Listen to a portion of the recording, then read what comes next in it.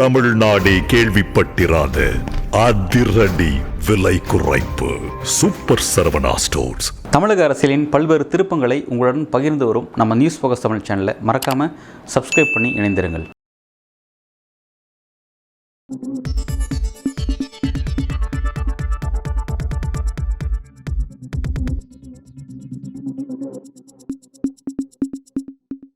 News focus தமிழர்களுக்கு வணக்கம். இன்று நம்முடன் உரையாட திரு சேகுவார் அவர்கள் இணைந்திருக்கிறார். வணக்கம். வணக்கம் சார். தாவேகாவுடைய கொள்கை பரப்பு செயலராக சமீபத்தில் துணை பொதுச் செயலராக பதவி பெற்றிருக்க ராஜ்மோகன் கிட்டத்தட்ட ஒரு மாதம் கழிச்சு இந்த கரூர் இன்சிடென்ட்க்கு அப்புறம் இப்போ அவருடைய ராஜ்மோகன் ரிப்போர்ட்ஸ் அப்படிங்கிற சேனலில் அரசியல் விமர்சகர் மதிவான் அப்படின்ற ஒருத்தரை இன்டர்வியூ பண்ணியிருக்காரு. இந்த இன்டர்வியூவில் முழுக்க முழுக்க கடந்த ஒரு மாதமாக விஜய் மீது அவர் மீது வைக்கப்பட்ட விமர்சனங்களுக்கு பதில் விமர்சனங்கள் வைக்கிற மாதிரி அந்த இன்டர்வியூ நடத்தியிருக்காரு. இதில் குறிப்பாக அவர் என்ன சொல்றாருன்னா, விஜய் இந்த கரூர் சம்பவத்துக்கு அப்புறம் மூத்த பத்திரிகையாளர்களான இந்துராம், நக்கிரன் கோபால், ஜேர்னலிஸ்ட் மணி இவங்கெல்லாம் விமர்சனம் செய்கிறாங்க. இவங்களுடைய ஒவ்வொருத்தர் விமர்சனத்துக்கும் தனித்தனியாக அவங்க பதில் விமர்சனம் வைக்கிறாங்க. குறிப்பாக இவங்களோட மொத்த விமர்சனம் பார்த்தீங்கன்னா, விஜய் அரசியலிருந்து அகற்றப்பட வேண்டியவர் அப்படின்ற ஒரு கருத்தை அவங்க சொல்லியிருந்தாங்க மூத்த பத்திரிகையாளர்கள்.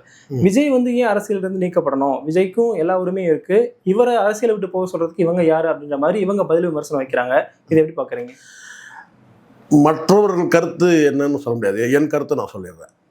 விஜய் அரசியல் அகற்றப்படணும் அப்படின்னு நான் சொல்கிறேன். அதுக்கான காரணம் சொல்கிறாங்க. இல்லை அதுதான் இப்போ நான் சொல்கிற காரணம் அவங்க சொல்லக்கூடிய காரணங்களோட ஒத்து போகுதான்றதை நீங்கள் பாருங்கள். விஜய் ஏன் அரசியல் அகற்றப்படணும், ஒரே வரி தான் சொல்லணும், சிந்தனை, சர்வாதிகார சிந்தனை. மற்றவர்கள் அவங்களுடைய கருத்து என்னன்னு தெரியாது. ஆனால் சொன்னது என்னன்னு கேட்டிங்கன்னா, உண்மை நான் கூட பார்த்தேன். மணி இப்படி இப்படியே சொல்லிட்டே இருந்தார். என்னன்னு கேட்டால், விஜய் அரசியல் அவருடைய மாநிலம் சொன்னார், விஜய் அரசியல் அகற்றப்படணும். எதுக்காக அகற்றப்படணுன்றது அவர் சொல்லலை. இவரும் கூட இந்த மதிவானன் கூட விஜய் அரசியல் அகற்றப்படணும்னு சொல்லிட்டு இந்த மூத்த பத்திரிகை சொன்னேன்னா, ஏன் சொல்கிறாங்கன்றத சொல்லவே இல்லை. அதனால் நான் என்ன சொல்கிறேன்னா, நான் ஒரு கருத்து சொல்கிறேன், விஜய் அரசியல் அகற்றப்படணும்னு சொல்கிறேன். அதுக்கு காரணம் என்னன்னு கேட்டிங்கன்னா, நான் ஆய்வு செய்து வரையலாம். விஜய் ஒரு சர்வாதிகார சிந்தனை அவருக்கு இருக்குது. சர்வாதிகாரிகள் ஜனநாயக நாட்டில் ஒரு அதிகாரத்துக்கு வந்தாங்கன்னா என்ன நடக்கும்ன்றதை இன்றைக்கி நம்ம கண்கூடாக இந்திய அரசியலே நம்ம பார்த்துட்ருக்குறோம். ஜனநாயகன்ற போர்வையில் இங்கே முழுக்க முழுக்க சர்வாதிகாரம் தான் இங்கே ஆட்சி செலுத்துது இந்திய அரசியலில். தமிழ்நாட்டில் அப்படி இருக்கான்னு கேட்டிங்கன்னா, நிச்சயமாக முழுமையாக நான் சொல்ல மாட்டேன். இங்கேயும் சில சர்வாதிகார நிகழ்வுகளாக நம்ம பார்க்குறோம். ஆனாலும் பரவாயில்லன்று அட்ஜஸ்ட் பண்ணிடுறோம். ஆனால் விஜய் முழுக்க முழுக்கவே பார்த்தீங்கன்னா சர்வாதிகார சிந்தனை உள்ளவர் அப்படின்றதுக்கு நம்ம நிறைய எடுத்துக்காட்டு நம்ம சொல்லணும். அவர் அரசியலில் பயணித்த காலத்துலேருந்து நீங்கள் இன்றைக்கி வரைக்கும் எடுத்துட்டிங்கனாக்கா அவருடைய நடவடிக்கை எல்லாமே கிட்டத்தட்ட ஏதாவது நீங்கள் ஒரு ஜனநாயக நடவடிக்கை அப்படின்றத நீங்கள் சொல்லுங்கள், சொன்னால் தெரிஞ்சுக்கிறேன். எந்த ஒரு பொது நிகழ்வாக இருக்கட்டும், இது வரைக்கும் நான் செய்த நிகழ்வுகள் எல்லாமே ஒரு காஸ்ட்லியான தலைவர். கிட்டத்தட்ட நீங்கள் ஜனநாயகவாதியாக நீங்கள் 2 பேரை நிற்க வச்சுட்டு, கலைஞர், ஜெயலலிதா 2 பேர் நிற்க வச்சுட்டு நீங்கள் இவங்க 2 பேரில் யார் ஜனநாயகவாதின்னு நீங்கள் சொன்னீங்கன்னா, முதல்ல நீங்கள் யாரை கை காட்டுறீங்க? ஜனநாயகவாதினா யாரை கை காட்டுறீங்க? கலைஞர் தான் காட்டுவீங்க. அடுத்தது வேணால் நீங்கள் காட்டலாம் அல்லது காட்டாத போகலாம். நானாக இருந்தால் நான் போல்டாக சொல்லுவேன்னு கேட்டால், இவர் ஜனநாயகவாதி, இவங்க சர்வாதிகாரின்னு சொல்லுவேன். ஏன்னா ஜெயலலிதாவுடைய கடந்த கால அந்த அரசியல் வாழ்க்கையை பார்த்தீங்கன்னா, பேரளவில் தான் நீங்கள் ஒரு அதிமுக கட்சி ஒரு ஜனநாயக அமைப்புன்னு. ஆனால் எல்லாமே கட்சியிலும் சரி ஆட்சியிலையும் அவங்க நிரூபித்து காமிச்சாங்க, சர்வாதிகாரின்றதை நிரூபித்து காமிச்சாங்க. அது பல காரணங்கள் இருக்குது. நாம் அதெல்லாம் காலப்போக்கில் நமக்கு மறந்துடுறோம். சில பேர் கடந்து போயிடுறோம். வருஷங்கள் ஓடும்போது பார்த்தீங்கன்னா புதிய தலைமுறை வருது, அது அப்படியே எளிதாக கடந்து போயிடறாங்க. ஆனால் நீங்கள் காமராஜர் நீங்கள் எடுத்திங்கனாலே அந்த ஜனநாயகன்றது மெல்ல மெல்ல மெல்ல கொஞ்சம் கொஞ்சமாக கரைஞ்சி இருக்கும். அதை நம்ம பார்க்க முடியும். காமராஜர் காலத்துலேருந்து நம்ம எடுக்கணும். அதனால் இவர் பார்த்தீங்கன்னா இந்த ஒரு சொன்னீங்களா, அவர் பேர் என்ன சொன்னீங்க? அரசியல் விமர்சகர் மதிவான். அவர் முதல்ல கேட்டிங்கன்னா அவருக்கு என்ன அடையாளம் நீங்கள் சொல்லுங்கள். இப்போ இவங்களாம் சொல்கிறாரு, அவருக்கு என்ன அடையாளம் இருக்குது? ஏதாவது ஒரு அடையாளத்தை நீங்கள் சொல்லுங்கள். அவரே சொல்லவே இல்லை. ராஜ்மோகனே கூட பார்த்தீங்கன்னா அவருடைய நேம சொல்கிறார். அரசியல் விமர்சகர்னு எல்லாரையும் சொல்லலாம் சார், யார் அரசியல் விமர்சகர்ன்றது ஒரு பொதுவானது. ஆனால் அவருக்கு என்ன அடையாளம் இருக்குது நீங்கள் சொல்கிறீங்க. நான் ஒரு இதை முட்டுக் கொடுக்க தான் நீங்கள் நினைக்கக்கூடாது. நீங்கள் வேணால் பழைய வரலாறுலாம் எடுத்து படித்து பார்த்தீங்கன்னா தெரியும், எப்படி தராசு பத்திரிகை உருவாச்சு, எப்படி உருவானாங்க. வெறும் பிராமணர்கள்கிட்டே மட்டுமே இருந்த அந்த பத்திரிகை எப்படி தராசுன்ற ஒரு பத்திரிகை உருவாச்சு, தராசுக்கு என்ன மாதிரியான நெருக்கடிகள் வந்தது, நான் சொல்கிறது 80களில் சொல்கிறேன். நான் 80லேருந்து 90கள்லேயே நான் சொல்கிறேன். எப்படி வந்து அது வந்து முடக்கப்பட்டது, எப்படி வந்து தராசு பத்திரிகை சூறையாடப்பட்டது, எப்படி 2 பேர் வந்து மாடிலிருந்து வீசி கொல்லப்பட்டாங்க. ஒரு பெரிய தியாக வரலாறு இருக்குது. தராசுக்கும் இருக்குது, நக்கீரனுக்கும் இருக்குது. நீங்கள் இங்கே வந்து பார்த்தீங்கன்னா சில குற்றச்சாட்டுகள் சொல்லலாம் சார். அந்த குற்றச்சாட்டுகள் சொல்லியே நீங்கள் வந்து பார்த்தீங்கன்னா அவங்கள கலங்கப்படுத்துகிற அந்த முயற்சியில் நீங்கள் ஈடுபடக்கூடாது. அது ஒவ்வொன்றுத்துக்கும் ஒரு வரலாறு இருக்குது. ஒரு பத்திரிகை ஒரு வரலாறு இருக்குது. ஆனந்த விகடனுக்கு ஒரு வரலாறு இருக்குன்னா அது மாதிரி வந்து தராசுக்கு ஒரு வரலாறு இருக்குது, நக்கீரனுக்கு ஒரு வரலாறு இருக்குது. இன்றைக்கி வந்து கிட்டத்தட்ட ஒரு 250 வழக்குன்னு சொல்கிறாரு. தோராயமாக உத்தியாசமாக சொல்கிறாரு 250 வழக்குன்ட்டு. அந்த வழக்கெல்லாம் வந்து ஜனநாயக அரசு போட்டது தானே. என்ன பண்ணார் 250 வழக்குக்கு? அவருக்கு பின்னாடி ஒரு பெரிய தியாகம்லாம் இருக்குது. நம்ம அதை எடுத்து பேசணும் என்ன சொல்லுவாங்கன்னா, இவர் வந்து நக்கீரன் கோபாலுக்கு ஒரு சொம்பு அடிக்கிறாருவாங்க. நமக்கு அது வேலை இல்லை. ஆனால் நிறைய தியாகங்கள் அதுக்கு பின்னாடி இருக்குது, வழிகள் நிறைய இருக்குது. ஒரு மனிதனை வந்து நீங்கள் வந்து லாக்கப்பில் கொண்டு போய், லாக்கப்பில் கூட வேண்டாம், ஒரு மனிதன் நீங்கள் நிர்வாணப்படுத்துறீங்க வச்சுங்களேன், நீங்கள் வந்து உங்கள் நிர்வாண உடலை யார்கிட்ட காட்டுவீங்க? 2 பேர்ட்ட தான் காட்ட முடியும். ஒன்று அம்மா கிட்ட காட்டலாம். ஆனால் அந்த கூட அப்பா கிட்ட காட்டும்போது கூட கூச்சம் இருக்கும். ஆனால் அம்மா கிட்ட காட்டுவாங்க நிர்வாகம். அது கூட ஒரு குறிப்பிட்ட வயசு வரைக்கும் தான். 18 வயசுக்கு மேலே அம்மா கிட்ட கூட வந்து கூச்சம் வந்துடும். மனைவி கிட்ட வந்து நிர்வாகம் கட்டால் அது வந்து பார்த்தீங்கன்னா இயற்கையாக வந்து பார்த்தீங்கன்னா நமக்கு அந்த தாம்பத்திய உறவு நடக்கிறது. இதை தாண்டி 3வது மனிதர்கிட்ட நம்ம நிர்வாண உடலை காட்டுறதுன்னு ஒன்று இருக்குது பார்த்தீங்களா, மிகப்பெரிய கொடுமை அது. காவல்துறையில் வந்து பண்ண கஷ்டங்கள்லாம் கொஞ்சம் நெஞ்செல்லாம் கிடையாது.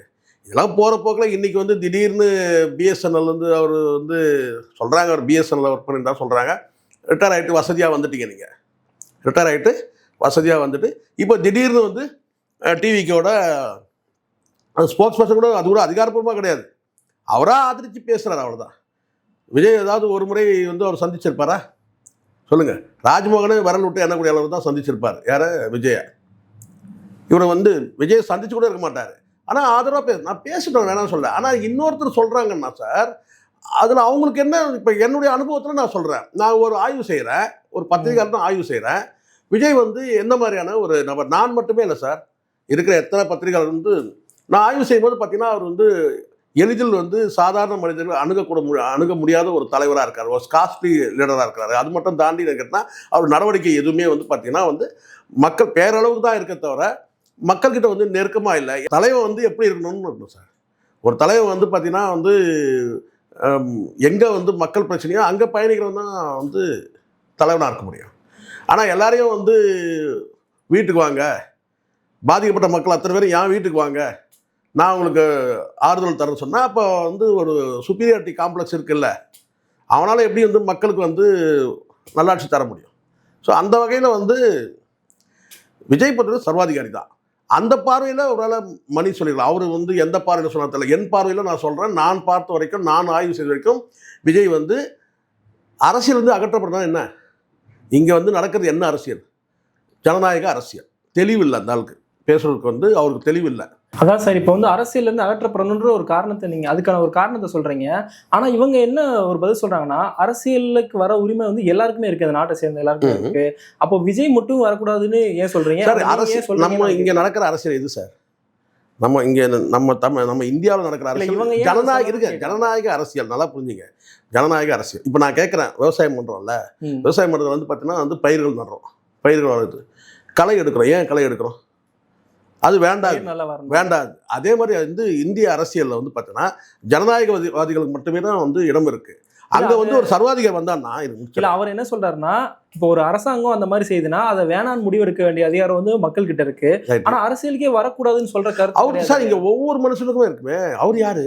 மணி யாரு? அவர் ஒரு வாக்காளர் சார். நீங்க அவர் வந்து நீங்க உங்க பார்வை தான் பிரச்சனைங்க. நீங்க அவர் வந்து பத்திரிகையாளராக நீங்க பாக்குறீங்க.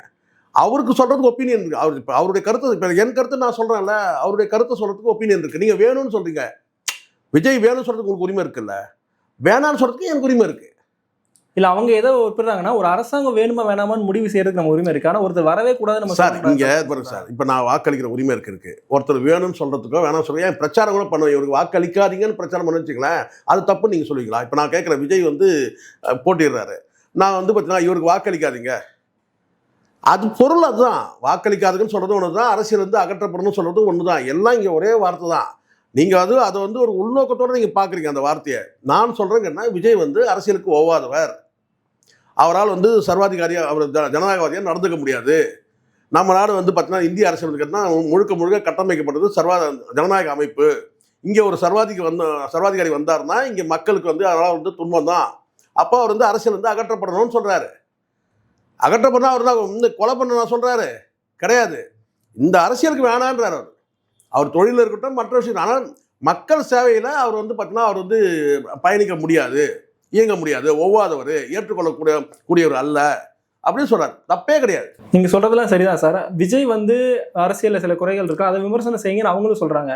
ஆனா இவர் வரவே கூடாது அப்படின்னு சொல்றதும் ஒரு சர்வாதிகாரம் தானேன்றது அவங்களும் சார். இங்க எல்லாத்துக்குமே ஒரு ஸ்கேல் இருக்கு சார். இங்க இருந்து இப்போ நீங்க அதனால தான் நான் காமராஜர் காலத்துல எடுத்துன்னு கேட்டீங்கன்னாக்கா, ஜனநாயகவாதின்னு எடுத்தீங்கன்னா காமராஜர் வந்து பார்த்தீங்கன்னா வந்து இவரோட அவர் ரொம்ப பெட்டராக இருப்பாருன்னு சொல்லிட்டே வரலாம், ஒவ்வொன்றா சொல்லிட்டே வரலாம். அந்த அளவுகளில் வந்து வித்தியாசம் வரும். ஜனநாயகவாதி சர்வாதிகாரின்ற அளவுகளில் வித்தியாசம் வரும். ஏன் ஜெயலலிதாவோட கடைசி காலத்தில் வந்து உங்களுக்கு தெரியும் கேட்டால் அம்மான்னு சொல்கிறதுலாம் தெரியும். ஆனால் வந்து பார்த்தீங்கன்னா அவங்களுடைய அரசியல் வந்து நமக்கு நல்லா தெரியும். கடந்த காலத்தில் பல பத்திரிகையாளர்லாம் வந்து நீங்கள் வந்து அவங்க சந்திக்கலை, அடித்து நொறுக்கின காலகட்டம்லாம் இருக்குது, ஒரு அளவுக்குள் இருக்குது. அதனால் விஜய் ஏன் சொல்கிறாங்க கேட்டால், விஜய் வந்து அவருடைய நடப்பு அரசியலை வந்து கூர்ந்து கவனிக்கும் போது இவர் வந்து அரசியலுக்கு ஒவ்வாதவர், இவருடைய சிந்தனை எப்படி கேட்டால் வந்து முழுக்க சர்வாதிகார சிந்தனையாக இருக்கும்போது அதை ஏற்றுக்க முடியாதுன்னும் போது அப்போ சொல்கிறார் இவர் வந்து அரசியலுக்கே இவர் அன்ஃபிட்டுங்க. இந்த ஃபிட்டு அன்ஃபிட்டில் கூட பார்த்தீங்கன்னா வந்து ஒரு மெஷர்ஸ் இருக்குல்ல, இதில் வந்து பார்த்தீங்கன்னா இவர் டோட்டலாக அன்ஃபிட்டு அப்படின்னு தான் சொல்ல தவிர இது வந்து மக்களுக்கு வந்து ஒரு ஆலோசனை சொல்லலாம் சார். ஆனால் மக்கள் தீர்மானிக்கிறாங்க. இல்லை விஜய் வரட்டங்கன்னு சொன்னாங்கன்னா என்ன செய்ய முடியும், அது வேற. ஆனால் அவருக்கு உரிமை இருக்குது, மணிக்கு உரிமை இருக்குன்னா இப்போ எனக்கு உரிமை இருக்குது. விஜய் வந்து அரசியல் தீய சக்தி, நம்ம ஜனநாயக நாட்டுக்கு அது வந்து ஒவ்வாத சக்தி, அவர் வந்து இந்துத்துவா வந்து பார்த்தீங்கன்னா கோட்பாடு கூட இப்போ நான் அதுதான் இந்த மாதிரி விமர்சனங்களை அவங்க ஏற்றுக்கிறதா சொல்கிறாங்க. ஆனால் வரவே கூடாது அப்படின்றது தான் அவங்க சார். வரவே இல்லை, அகற்றப்படணும்னு சொன்னான்னா வந்துட்டார். வரவே கூடாது தடுக்கலாம் இல்லை, அவர் வந்துட்டார், களத்தில் தான் இருக்கிறாரு. அவர் வந்து அகற்றப்படணும்னா வந்து நீங்கள் வந்து மக்கள் வந்து அவர் வந்து தேர்வு செய்யக்கூடாதுன்றதான் பொருள். அப்படி தான் நம்ம எடுத்துக்கணும். அகற்றப்படணும், வரவே கூடாது. வந்துட்டார், ஆல்ரெடி அரசியல் வந்துட்டு அவர் தான் வரேன்னு சொல்லிட்டு தவிர வந்துட்டார். ஆனால் அவர் வந்து அரசியல் வந்து அன்ஃபிட்டு, அவர் வந்து ஜனநாயகவாதி இல்லை.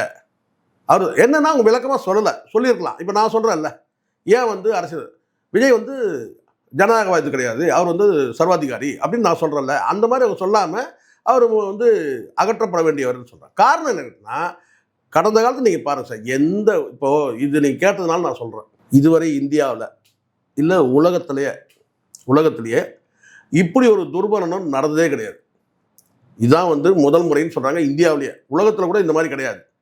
நிறைய நெருக்கடிகளில் நிறைய வந்து கோயில்களில் மரணங்கள் நடந்திருக்கு. இப்போ கூட வந்து ஆந்திராவில் நடந்திருக்கு, நிறைய நடந்திருக்கு, மகாமகமில் கூட நடந்திருக்கு. இதெல்லாம் வந்து கோயில்களில் இருக்குது. ஆனால் முழுக்க மகாமகமில் நிறைய பேர் சொன்னாங்கன்னு கேட்டால் ஜெயலலிதா குளிக்கிறத பார்க்கறதுக்கு போனாங்கன்னு. அதுக்கு முன்னாடியே கூட்டம் சேர்ந்துச்சு. இவங்க போனதுனால என்னன்னு கேட்டால் டிலே பண்ணதுனால கூட்டம் அதிகமாகிடுச்சு. ஆனால் அடிப்படையில் காரணம் கேட்டால் பார்க்க போனது, அங்கே குளிக்க போனாங்க, மகாமகமில் குளிக்க போனாங்க.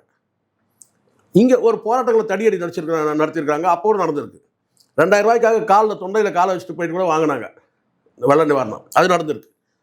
ஆனால் முழுக்க ஒரு நடிகன் 10 காசு வந்து அவன் கையிலேருந்து போட போகிறது கிடையாது, எந்த ஆதாயம் கிடையாது. ஒரு நடிகனை பார்க்க போய் ஒரு 41 பேர் வந்து இறந்துருக்குறாங்க அப்படின்னு சொல்லும்போது, இதுக்கு நீங்கள் வந்து இவர் காரணம் அவர் காரணன்றதுலாம் விசாரணையில் வரப்போகுதுன்னு வச்சுங்களேன். இதுக்கு நல்லா தெரியுது என்னன்னு கேட்டால், முழுக்க நம்மளை பார்க்க வந்த கூட்டம் தான்.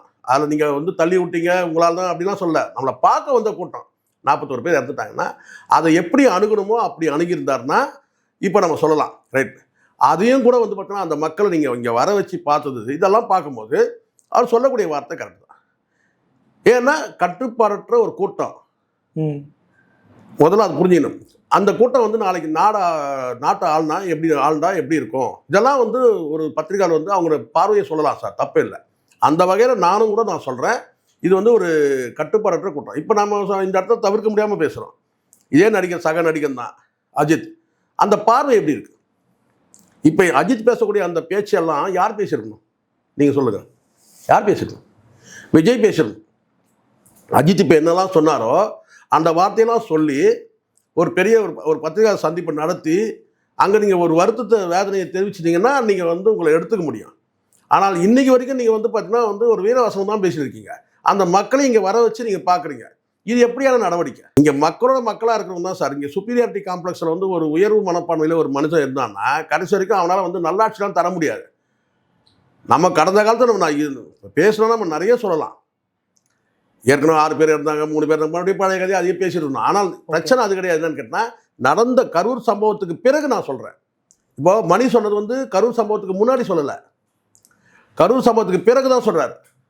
அதுக்கு முன்னாடி சொல்லியிருந்தீங்கன்னா கரெக்ட். கரூர் சம்பவத்துக்கு பிறகு சொல்கிறாரு. என்னன்னு கேட்டால், விஜய் வந்து அரசியல் வந்து கரூர் சம்பவத்துக்கு அப்புறம் தான் விஜய் மேலே இவ்வளவு விமர்சனங்கள் வருது. இப்போ இந்த டிஸ்கஷன்ல அவங்க இன்னொரு விஷயம் என்ன பேசுறாங்கன்னா, இந்த மாதிரி தொடர்ச்சியா விஜய் மேல விமர்சனம் வைக்கக்கூடிய இந்த மூத்த பத்திரிகையாளர்கள் எல்லாருமே வந்து திமுக சார்புடையவங்கன்ற ஒரு விமர்சனத்தை முன்வைக்கிறாங்க. அதுல எனக்கு வந்து சார் சொல்லுங்க. திமுக இப்போ விஜய் மேல விமர்சனம் வைக்கிறதுக்கு திமுக சார்பு உள்ளவர்கள் தான் வந்து விமர்சனம் வைக்கணுமா? ஏன் நடுநிலையாளர்கள்லாம் வந்து விமர்சனம்? நான் கேட்கிறேன், இவர் யாரு? நான் கேட்கிறேன் சார், நீங்க கேட்கறது கரெக்ட். என்ன அவங்க சொல்றதை கூட வச்சுக்கணும். இவர் யாரு? இவர் யாரு? அவருடைய காணொலிக்கு அத்தனையும் பார்த்துருக்கீங்களா? யாருக்கு சார்பா இருக்கு? அவர் வந்ததே வந்து இப்போ இந்த விஜய் அரசியலுக்கு வந்த பிறகு தான் சார் அவர் வெளியே வந்திருக்கிறாரு. 4 வீடியோவில் பேசியிருக்காரு. அவருக்கு பின்னாடி வந்து பார்த்தீங்கன்னா புஷியானந்தோட ஒரு கை இருக்கு. நான் சொல்றேன், இப்போதான் சார் பேசிட்டு இருக்கிறாரு. விஜய் அரசியலுக்கு வந்த பிறகு தான் இந்த நபர் நீங்கள் சொல்லக்கூடிய யாருன்றது வந்து வெளி உலகத்துக்கே தெரியும். ராஜ்மோகனையாவது ஒரு யூடியூபராக தெரியும். இவர் வந்து பிஎஸ்என்எல் வச்சு இப்போதான் இவருடைய பேச்சு எல்லாம் யாரை சார்ந்திருக்கு, எதை சார்ந்திருக்கு? ஒரு சார்பு நிலை. அந்த மாதிரி தான் இங்கே இருக்கிற நபர்கள். நான் அதுக்காக நான் சரின்னு சொல்லலை. பத்திரிகையாளர் வந்து நடுநிலை என்பதை தாண்டி நியாயவாதிகளாக இருக்கணும், நியாயமான கருத்துக்களை வந்து சொல்லணும். அதுதான் எனக்கு சொன்ன அவர் வந்து அரசியல் விமர்சகர். அவர் வந்து அவரோட தனிப்பட்ட விருப்பம் யாரை வேணாலும் டிஃபெண்ட் பண்ணி பேசலாம். ஆனா பத்திரிகையாளர்கள் வந்து இந்த மாதிரி ஒரு கட்சி சார்பா இருக்க மாதிரி ஒரு விமர்சனம், அதுக்கு அதில் நான் உடன்படுறேன், உண்மையிலே உடன்படுறேன். ஏன்னா பத்திரிகையாளர்கள்ன்ற பேரில் நீங்கள் வந்து பேசுறீங்கன்னா நீங்கள் வந்து ஒரு அரசியல் கட்சி சார்பாக பேசாதீங்க. நான் வந்து அந்த விஷயத்தில் நான் தெளிவாக இருக்கிறேன். இப்போ இன்னைக்கு கூட வந்து இந்த கோயம்புத்தூர் விஷயத்தை நான் பேசி தான் வந்திருக்கிறேன். ஆனால் அதை சொல்லக்கூடிய தகுதி இவருக்கு இருக்கான்னு பார்த்தீங்கன்னா இல்லை. ஏன்னா இவர் வந்து டிவிக்கு ஆதரவாக பேசுகிறவர். அரசியல் விமர்சகராக இருந்தாலும் கூட வந்து நியாயத்தின் அடிப்படையில் தான் சார் பேசணும். அரசியல்ன்றது என்ன? அரசியல் விமர்சனம் பண்ணால் நீங்கள் ஒரு கட்சி சார்பாக நீங்கள் ஒரு கட்சியில் பொறுப்பில் இப்போ ராஜ்மோகன் பேசலாம். ஏன்னா அவர் துணை பொதுச் செயலர், அவருக்கு என்ன அடையாளம்? இப்போ இன்னொரு கேள்வி வருது. சம்பவத்தில் வந்து நேரடியாக எந்த விதத்துலையும் வந்து இவர் ராஜ்மோகன் வந்து சம்மந்தப்படவில்லை. ஆனால் வந்து அந்த கரூர் சம்பவத்துக்கு அப்புறம் வந்து ஒட்டுமொத்த தாவேக்காவினர் வந்து தலைவரமாயிட்டாங்க. இதில் வந்து ராஜ்மோகனும் தலைமறைவாயிட்டாரு. அவரோட அந்த சேனல் வந்து இந்த 1 மந்த்தாக வந்து ஆக்டிவாகவே இல்லை. இப்போ வந்து திரும்ப வந்திருக்காரு. நடந்த சம்பவம் பற்றி இவரே நேராகவே பேசியிருக்கலாம், இவரே வந்து தன்னோட கருத்துக்களை தெரிவிச்சிருக்கலாம். ஆனால் இப்படி ஒரு நேர்காணல் ஏற்பாடு செய்ய வேண்டிய அவசியம் இல்லை. அது ட்ரோல், அதாவது என்னன்னா ஒரு சிக்கல் இருக்கு டிவிக்கு, அது எனக்கு நல்லா தெரியும். இவங்கெல்லாம் வந்து ட்ரோல் மெட்டீரியல் ஆகிடுவாங்கன்றதுக்காக கூட அவர் வந்து செஞ்சு அவாய்ட் பண்ணிவிட்டு யாரை கூப்பிட்டு பேசலாம் அப்படின்றது. இப்போ ராஜ்மோகன் அவர் ராஜ்மோகன் ரிப்போர்ட்னு தான் இருக்குது. அவர் டைரெக்டாக அவரே கூட பேசலாம். ஆனால் அவர் வந்து பேசாமல் அவர் ஒரு ஆங்கராக இருந்து யாரை கூப்பிட்டு, அதுக்கு முன்னாடி ஒரு காணொலி நீங்கள் பார்த்துருப்பீங்கன்னு நினைக்கிறேன், ஃபாலோ பண்ணுற மாதிரி தான் தெரிஞ்சிருக்கோம். ஆனால் நம்ம விஜயன்னு ஃபாலோ பண்ணுறதெல்லாம் பார்க்கணும்னு சொல்லிட்டு இதுக்கு முன்னாடி ஒரு வேலை செஞ்சார். அது நீங்கள் பார்க்கல போல இருக்கு. அதே ராஜ்மோகன் ரிப்போர்ட்டில் இவர் வந்து பதில் சொல்கிற மாதிரியே வேற ஒரு நபர் வந்து ஒரு ஆங்கராக ஒருத்தரை போட்டு இவர் பதில் சொல்கிற மாதிரி சொன்னார். அதுலேயும் கூட வந்து பார்த்தீங்கன்னா வந்து நேரடியாக திமுக அரசை வந்து சாடாமல் சில பத்திரிகைகளை இப்படி பண்ணாங்க அப்படி பண்ணாங்க, அதை விட ஒரு அபாண்டமான ஒரு பொய் சொன்னார். நீங்கள் அந்த காணொலி பார்க்குற நீங்கள் வேணால் எடுத்து பாருங்கள். அவர் சொன்னார் என்னன்னு கேட்டால், நான் மெயின் ஸ்ட்ரீம் மீடியாக்களையும் யூடியூப்பில் மட்டும்தான் நான் போகவே இல்லை, தவிர பொதுமக்களோட மக்களாக நான் வந்து எல்லா இடத்துக்கும் நான் போயிட்டு தான் வந்துட்டு இருந்தேன். அந்த கரூர் மக்களை போய் சந்திச்சேன்லாம் ஒரு கதையை விட்டார். ஆனால் கண்கொத்தி பாம்பாக எல்லா சேனல்களுமே வந்து இவங்க எங்கன்னு தேடிட்டு இருந்தாங்க. ஒரு மாதம் தலைமறைவாக இருந்துட்டு நான் தலைமறைவாக இல்லை, மெயின் ஸ்ட்ரீம் மீடியாலையும் யூடியூப்பில் மட்டும் தான் நான் போகலே தவிர பொதுமக்களோட மக்களாக தான் நான் இருந்தேன். அதுவும் கரூர் மக்களே போய் சந்திச்செல்லாம் போய் சொன்னார். ஸோ அதெல்லாம் ஒரு பக்கம் இருக்கட்டும், பாவம் என்ன செய்ய முடியும். ஆனால் இங்கே நான் கேட்டால் இவர் ஒரு ஆங்கராக வந்து அவர்கிட்ட இருந்து என்ன எதிர்பார்க்குறாருன்னா, நேரடியாக அவர் சாட முடியாது. இப்போ நக்கீரனை வந்து சாடணும்னா நக்கீரனை பற்றி வரலாறு தெரியாதவங்ககிட்ட தான் பேசினா தான் பேச. இப்போ அவர் கூட என்ன சொல்கிறாருன்னு கேட்டிங்கன்னா, பொத்தாமத்தான் சொல்கிறாரு. நீங்கள் சொல்லக்கூடிய அந்த நபர் வந்து என்ன சொல்கிறேன்னா, ஒரு மூத்த ஊடகவியலாளர் அவர் வந்து இப்படி சொல்கிறாரு, நக்கீரனில் வந்து இப்படி செய்தி வெளியிடுறாங்க அப்படின்னு தான் சொல்கிறாரு தவிர, இந்த இடத்துல வந்து பார்த்தீங்கன்னா ராஜ்மோகனுடைய கருத்தாக அங்கே எதுவுமே இல்லை. நீங்கள் பார்த்தீங்கன்னா தெரியும். எதுக்குன்னா இப்படி தான் செய்கிறது. என்னன்னு கேட்டிங்கன்னா, சில நபர்களை வந்து இப்போ நான் கேட்குறேன், இவர் துணை பொதுச்செயலர், அவர் கட்சியில் என்ன ஒன்றுமே இல்லை, அரசியல் விமர்சகர்ன்ற பேரில் டிவிக்கேவை ஆதரித்து பேசுகிறது. இதுதான் சொல்லுவாங்க, அந்த சோத்து பானையை வந்து குரங்கு நசையுமா குட்டியை விட்டு சூடு பார்க்குமா, நேரடியாக வந்து கை வைக்காது சோத்து பானையில், குட்டியை அனுப்புமா. அந்த குட்டி பையனை கேட்டால் அந்த சோத்து மண்ணில் கை வச்சு கேன்னு கத்திட்டு வருமா. ஸோ நேரடியாக வந்து கை வைக்கிறதுக்கு அச்சம், பயம். ஏன்னா இந்த ராஜ்மோகன் யாருன்றதை வந்து வரலாறு எடுத்து போட்டுருவாங்க. அப்போ அந்த இடத்துல நான் கேட்டிங்கன்னா இவர் நக்கீரன் கோபால இவர் வந்து வசைப்பாடுறாரு, அவர் கிட்டத்தட்ட வசைப்பாடுறாரு. இவர் என்ன செய்றாரு கேட்டிங்கன்னா அண்ணன் நக்கீரன் கோபால் அவர்கள் அண்ணன்ற ஒரு வார்த்தையோடு பேசுகிறாரு. நீங்கள் பார்த்துருப்பீங்க. இதெல்லாம் வந்து அரசியலில் சகஜமப்பான்னு சொல்லுவாங்கள்ல. நேரடியாக பேசுனா வந்து தேவையில்லாமல் பகை வரும், அந்த பகையை அவாய்ட் பண்ணிக்கலான்றது தான் பண்ணுறது. அதே மாதிரி இந்த டிஸ்கஷனில் வந்து திமுக அரசாங்கம் வந்து இந்த ஊடகங்களை தன்னோட கட்டுப்பாட்டில் வச்சிருக்காங்க, அதுக்கான ஒரு ஆயுதமாக வந்து இந்த அரசாங்கத்தோட விளம்பரத்தை வந்து பயன்படுத்துறாங்கன்றதை சொல்லி புதிய தலைமுறை விவகாரத்தை குறிப்பிடுறாங்க. புதிய தலைமுறை சேனல் வந்து அரசு கேபிள் டிவியில் வந்து நீக்கப்பட்டது, இந்த வார்த்தை வந்து பேசுகிறாங்க. இந்த விஷயத்தை எடுத்துக்கிட்டோன்னா திமுக அரசாங்கத்துக்கு ஏன் புதிய தலைமுறை மேலே இவ்வளோ கோபம் வரணும்? சார் நான் வந்து என்னுடைய பொது பார்வை இந்த விஷயத்தில் சொல்கிறேன். நான் இன்றைக்கி பார்க்கல சார், இன்றைக்கெலாம் கிடையாது. நான் கிட்டத்தட்ட ஒரு 30 வருஷமாக பார்க்குறேன். ஆட்சிக்கு யார் வராங்களோ அது மத்தியில் இருக்கட்டும் மாநிலத்தில் இருக்கட்டும், இவங்கெல்லாம் வந்து உங்களுக்கு தெரியும் அவுட்லுக்னு ஒரு பத்திரிகையில் இதே மோடி வந்தபோது அவர் வந்து ஃபீடிங் பாட்டில் அதாவது மார்பகத்தில் பால் கொடுக்குற மாதிரி அத்தனை ஊடகமும் வந்து குடிக்கிற மாதிரிலாம் வந்து ஒரு காட்சி பார்த்துருப்பீங்கன்னு நினைக்கிறேன். நீங்கள் ஆட்சிக்கு யார் வந்தாலும் இந்த ஊடகங்களில் சில ஊடகங்கள் போயிட்டு வந்து இவங்க கைக்குள்ளே வச்சுப்பாங்க. அதுவும் குறிப்பாக இப்போ கிட்டத்தட்ட ஒரு டிஜிட்டல் புரட்சி நடக்கிறதுனால கிட்டத்தட்ட ஒரு 10 பேர் இருக்கிறாங்க. திராவிட இயக்க ஊடகங்கள் தான் நான் அடையாளப்படுத்தும் நான் சொல்வேன்.